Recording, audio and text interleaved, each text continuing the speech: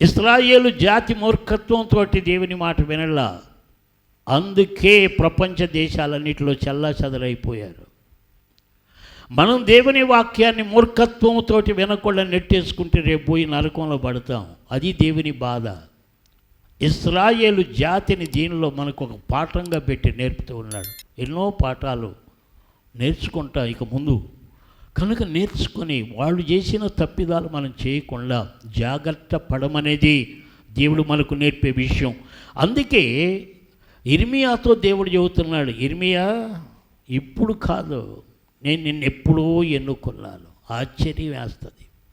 ఎప్పుడో ఎన్నుకున్నాను. దేవుడు చెబుతుంది అది. గర్భములో నేను నిన్ను రూపింపక మునిపే నిన్ను ఎరిగితిని, నీవు గర్భము నుండి బయలుపడక మునిపే నిన్ను ప్రతిష్ఠించితిని, జనములకు ప్రవక్తగా నిన్ను నియమించితిని. అందుకోసము నేను నిన్ను ఎన్నుకున్నాను. నీ తల్లి గర్భములోనికి నీవు రాకముందే నా ఉద్దేశ్యం ఉన్నది నీ ఎడల. అందుకు నేను ఎన్నుకున్నాను. ఇశ్రాయేలు జాతి పాడైపోతూ ఉన్నది. ఈ జాతిని ఉద్ధరించజేయటానికి నేను చెప్పిన సందేశాలు ఈ జాతికి చెప్పటానికి అప్పుడే నేను నిన్ను ఎన్నుకున్నాను. ఆశ్చర్యం వేస్తుంది మనకి, ఆశ్చర్యం వేస్తుంది. దేవుడు నన్ను కూడా ఇదే వాక్యముతో పిలిచాడు. నాకు అర్థం కాల. 30 సంవత్సరాలు నేను దేవునికి దూరంగా ఉన్నాను. అసలు బైబిల్ అంటే గిట్టేది కాదు, యేసు ప్రభు అంటే గిట్టేది కాదు, దూరంగా ఉండేవాడిని. అసలు దేవుడే లేడు అన్నట్టుగా నా జీవిత యాత్ర కొనసాగుతూ ఉంటే 1977లో దేవుడు ఇదే వచనాన్ని చూపించాడు. ఇప్పుడు కాదు నాన్న నిన్ను ఎన్నుకున్నది, నా ఏర్పాటు ఎప్పుడో ఉన్నది, కానీ నీవు నన్ను ఎరగకుండా ఎంత చదివి ఎఫ్సీలో ఉద్యోగం అంటున్నావు, ప్రమోషన్ అంటున్నావు, ఏదో ముందుకు వెళ్ళిపోతావు అని ఆశలు పెట్టుకున్నావు. ఇప్పుడు నేను నిన్ను పిలవటం కాదు, అప్పుడే ఉన్నది నా ఏర్పాటు. వచ్చేయి, బయటికి వచ్చేయి. 30 సంవత్సరాలు ఎందుకు పోయాయి? నీవు లోబడలా, దానికోసం వ్యర్థమైపోయింది. ఇప్పుడు లోబడు, ఎప్పుడు లోబడు. ఎప్పుడు కావాలో అప్పుడు పిలుస్తాడు దేవుడు, ఎప్పుడు అవసరమో అప్పుడు పిలుస్తాడు. మనం యవ్వన కాలంలో వచ్చామా దేవుని దగ్గరికి? రాలేదు. దేవుని ఏర్పాటు, దేవుని సంకల్పం ఏ రోజు ఉన్నదో, ఏ గడియలో ఉన్నదో అప్పుడు దేవుని దగ్గరికి వచ్చాం మనందరం. మొదలుగా రాలేదుగా. మన జీవితాల్లో ఎన్నో సంవత్సరాలు అయిపోయాయి. కొందరు వృద్ధాప్యంలో వచ్చారు, కొందరు జీవితాలన్నీ పాడు చేసుకుని వచ్చారు. దేవుని సంకల్పం ఉన్నది, కానీ ఆ ఏర్పాటు అప్పుడు కలిగింది. అందుకే దేవుని యొక్క కృప అంత ఆశ్చర్యంగా ఉంటుంది మనకు, మనం గ్రహించలేం.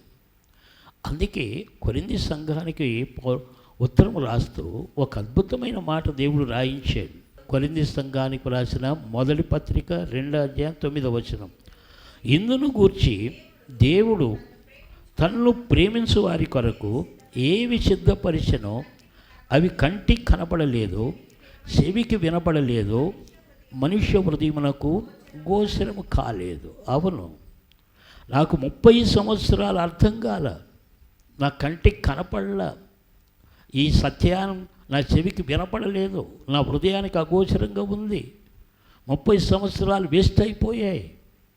కానీ ఆ తదుపరి దేవుని యొక్క చిత్తము, సంకల్పం నాకు దేవుడు బయలుపరిచాడు, తెలియజేశాడు. ఆయన వాక్యం ద్వారా తెలియజేశాడు. మన జీవితాలు అంతే, ఎవరి జీవితాలైనా అంతే. ఆయన సంకల్పం, ఆయన ఏర్పాటు ఎప్పుడో మనకు తెలియదు. కొందరు యవనస్తులు కానీ పిలుస్తాడు. యవన కాలంలో పిలిచిన వాడు చాలామంది ఉన్నారు. యవనస్తులైన సేవకులు ఎందరో ఉన్నారు. యవన కాలంలోనే పిలిచాడు. డాక్టర్ బిల్లీ గ్రహం గారిని 14 సంవత్సరాల వయసులోనే పిలుచుకున్నాడు దేవుడు. ప్రపంచ ప్రఖ్యాతిగాంచిన సువార్థికుడిగా దేవుడు ఎన్నుకున్నాడు 14 సంవత్సరాల్లోనే. ఆయన సంకల్పం అది మనకు తెలియదు. ఈ రోజైనా ఇప్పుడైనా దేవుని దగ్గరికి వచ్చాం ధన్యులం. రానోళ్ళ సంగతి ఏమిటి? పోయిన నరకంలో పడ్డారు. ఈ రోజైనా మనం వచ్చాం, నీకు అర్థం కావట్లా, ఏదో వచ్చాను కాసేపు కాలక్షేపం చేసి వెళ్ళిపోతాను, ఏదో అటు ఇటు తిరిగి టైంపాస్ చేసుకొని వెళ్ళిపోతాం, ఏదో తల్లిదండ్రులు వెళ్ళమన్నారు కనుక వచ్చాను, బయట రోడ్ల మీద తిరిగిపోతాను అనుకుంటే దేవుని చిత్తాన్ని తిరస్కరిస్తూ ఉన్నావు, జాగ్రత్త. దేవుని చిత్తం మందిరం దాకా నిన్ను నడిపించింది, కానీ నువ్వు ఇంకా మందిరం బయటే తిరుగుతూ ఉన్నావు, వెలుపలే జీవిస్తూ ఉన్నావు, ఏదో పట్టి పట్టనట్లుగా ఉంటూ ఉన్నావు. జాగ్రత్త. దేవుని సంకల్పం లేకపోతే ఎవ్వరు దేవుని సన్నిధికి రాలేరు అంతే. వచ్చావు అంటే దేవుని ఏర్పాటు నీ ఎడల ఉన్నది, అది గ్రహించు జాగ్రత్తగా. ఇంకా జీవితం మార్చుకోకపోతే నష్టపోతాం.